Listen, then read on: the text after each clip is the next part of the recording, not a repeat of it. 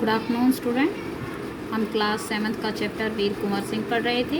हमने पहले वीडियोस में पढ़ा कि कैसे वीर कुंवर सिंह बूढ़े होने के बावजूद भी हमेशा युद्ध के लिए तत्पर रहते थे और उन्होंने कैसे अंग्रेज़ों से बदला लेकर आजमगढ़ पर जीत हासिल की, फिर जगदीशपुर पर अपनी जीत हासिल की।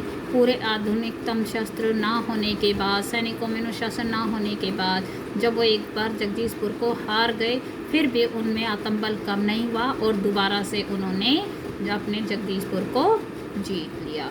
स्वाधीनता जो सेनानी थे वीर कुंवर सिंह युद्ध कला में पूरी तरह से कुशल थे। छापामार युद्ध करने में उन्हें महारत हासिल थी।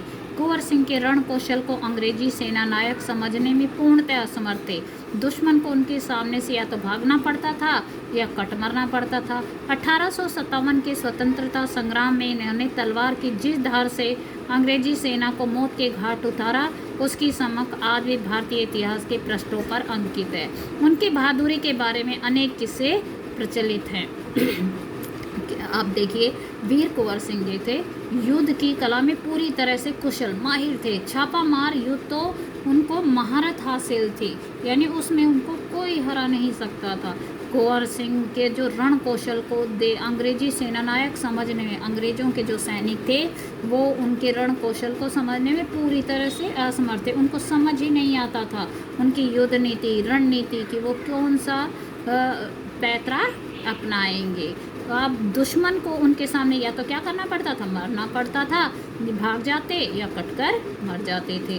1857 के स्वाधीनता संग्राम में जो उन्होंने तलवार की धार से, जिस तलवार की धार से अंग्रेजी सेना को मौत के घाट उतारा, उसकी चमक आज भी भारतीय इतिहास यानी जो हमारी हिस्ट्री है उसके पेजों पर लिखा हुआ है कि अंकित है, यानी छपी हुई हैं कि उन्होंने कैसे अंग्रेजों को मौत के घाट उतारा। उनकी बहादुरी के बहुत सारे किस्से प्रचलित हैं, यानी प्रसिद्ध हैं। कौन कौन से किस्से, अब वो इन किस्सों के बारे में बताएंगे कि कौन से किस्से प्रचलित हैं उनकी बहादुरी के। कहा जाता है एक बार वीर कुंवर सिंह को अपनी सेना के साथ गंगा पार करनी थी।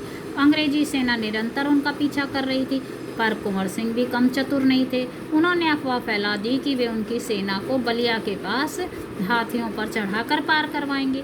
फिर क्या था, अंग्रेज सेनापति डगलस बहुत बड़ी सेना लेकर बलिया के निकट गंगा तट पर पहुंचा और कुंवर सिंह की प्रतीक्षा करने लगा। कुंवर सिंह ने बलिया से 7 किलोमीटर दूर शिवराजपुर नामक स्थान पर अपनी सेना को नावों से गंगा पार करवा दिया। जब डगलस को इस घटना की सूचना मिली तो वह भागते हुए शिवराजपुर पहुंचा।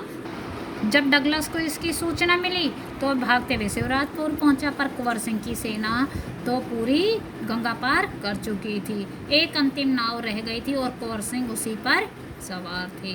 अब देखिए कौन सी कहानी बताई इन्होंने बहादुरी की, कि एक बार जो कुंवर सिंह थे उनको क्या करना था, अपनी सेना को गंगा पार करवानी थी, लेकिन जो अंग्रेजी सेना थी वो लगातार उनका पीछा कर रही थी।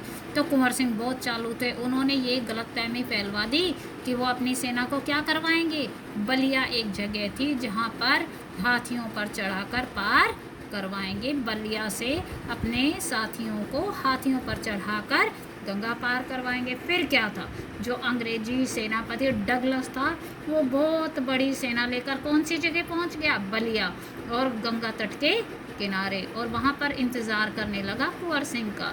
लेकिन कुंवर सिंह ने क्या किया, बलिया से 7 मील दूर एक जगह थी शिवराजपुर नामक जगह, वहां से अपनी सेना को नावों से गंगा पार कर दिया। इस पर जब डगलस को इस घटना की जब सूचना मिली तो भागते हुए कहाँ पहुँचा, शिवराजपुर। पर कुंवर सिंह अपनी पूरी सेना को गंगा पार करवा चुके थे, बस एक आखिरी नाव बाकी रह गई थी और उस पर सवार थे वीर कुंवर सिंह। अंग्रेज सेनापति डगलस को अच्छा मौका मिल गया, उन्होंने क्या शुरू कर दी, गोलियां बरसानी शुरू कर दी। तब कुंवर सिंह के बाएं हाथ की कलाई को भेदती हुई गोली निकल गई। कुंवर सिंह को लगा कि अब हाथ तो बेकार हो ही गया और गोली का जहर भी फैलेगा। उसी क्षण उन्होंने गंगा मैया की ओर भावपूर्ण नेत्रों से देखा और अपने बाएं हाथ को उन्होंने काट कर गंगा मैया को अर्पित कर दिया। कुंवर सिंह ने अपने ओजस्वी स्वर में कहा, हे गंगा मैया, अपने प्यारे की यह अकिंचन भेंट स्वीकार कर। अब जब डगलस वहाँ पहुँचा तो एक आखिरी नाव रह गई थी और उस पर सिर्फ वीर कुंवर सिंह ही बाकी रह गए थे। अंग्रेज सेनापति डगलस को तो ये बहुत अच्छा मौका मिला कि अब ये अकेले रह गए। उन्होंने उस पर गोलियां चलानी शुरू कर दी। तो उनकी क्या हुआ, कुंवर सिंह के बाएं हाथ की कलाई को चीरती हुई एक गोली निकल गई। अब कुंवर सिंह को लगा कि भाई अब तो यह हाथ बेकार हो गया है और गोली का जहर तो सारे शरीर में फैल जाएगा। तो उसी समय उन्होंने क्या किया, गंगा की तरफ भावपूर्ण आंखों से देखा और अपना जो बायां हाथ काटकर गंगा मैया को अर्पित कर दिया, यानी गंगा मैया में डाल दिया। कुंवर सिंह ने अपने ओजस्वी स्वर में, तेज स्वर में, आवाज़ में क्या किया कि हे मैया, ये अपने प्यारे की तरफ से अकिंचन भेंट स्वीकार कर लो, अपने इस बेटे की इस भेंट को स्वीकार